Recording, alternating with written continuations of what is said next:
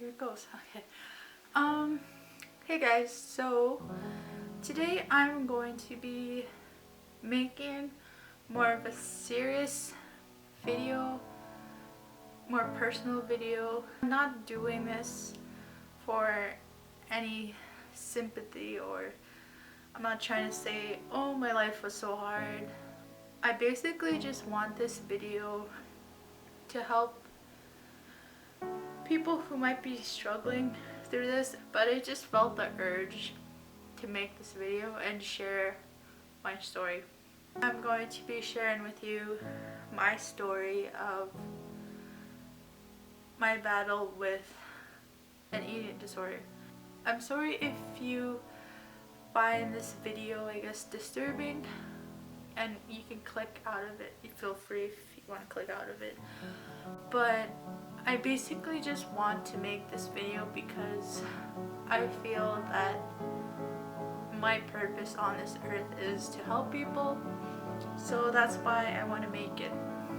I'm going to talk about when everything began, how it began, and where I am now. Basically, I have struggled with bulimia ever since I was 16. It's been a roller coaster. So I'll just start. I was 15 when I had my first real relationship. I did for 8 months, and then I found out he was seeing someone who I thought was my best friend, and I broke off that relationship. And that was when I started, self-harm with that.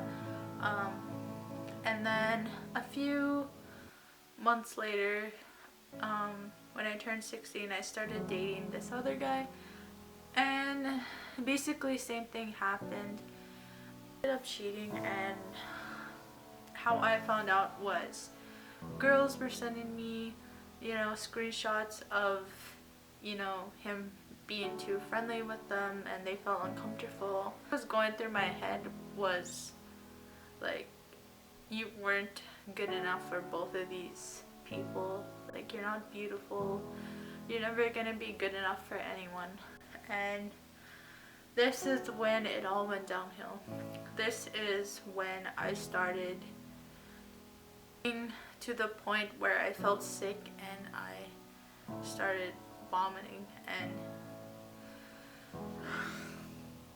it's still hard to talk about. And I'm trying to cry here.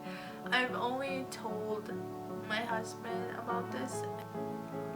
I haven't told anyone about the details of the story, and it got so bad that I started doing this to myself after every single meal.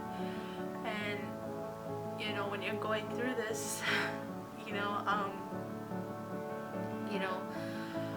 when you eat, you eat because you're sad.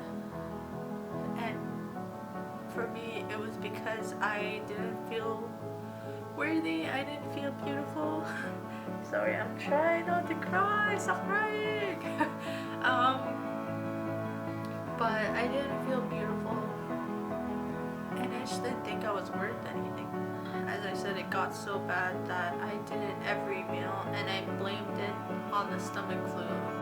I craved to feel empty, and I know that sounds kind of dramatic, but what I mean by that is I craved to be hungry. And if you've ever gone through or struggled with bulimia, at least for me, that's what I felt.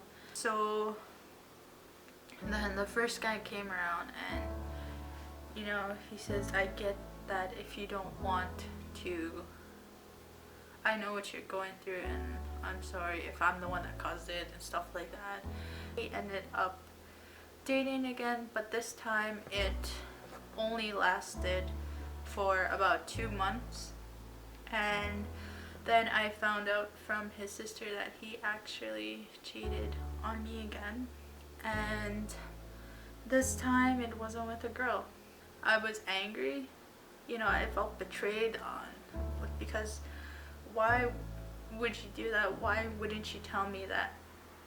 Nothing, I guess I have nothing against people like that, but I felt so angry and I felt embarrassed, and that just made everything worse.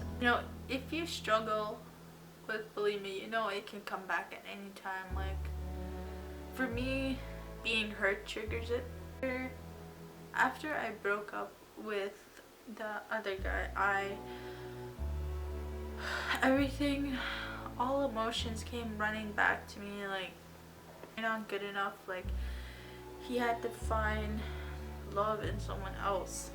Like, they had to find happiness in someone else, and that just made me feel really sad because I was starting to believe those thoughts. But okay, I met someone through friends. I was starting to believe that I wasn't good enough for anyone and that I would never be good enough for anyone. I struggled severely with it until I met a person who is now my husband, and I'm so grateful for him because he has shown me so much love when I'm trying not to cry. He has shown me so much love when I felt like I don't deserve it.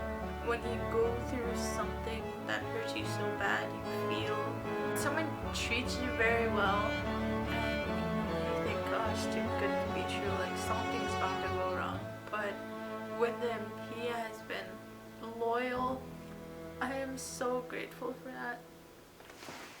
And I just want to tell you that you are beautiful. If you're not religious, I get that, but I want you to know that you're beautiful to God, and I think you're beautiful. You are loved by so many, and I don't think what anyone says or does should make you feel worthless or make you want to hurt your body, because you are fearfully and wonderfully made.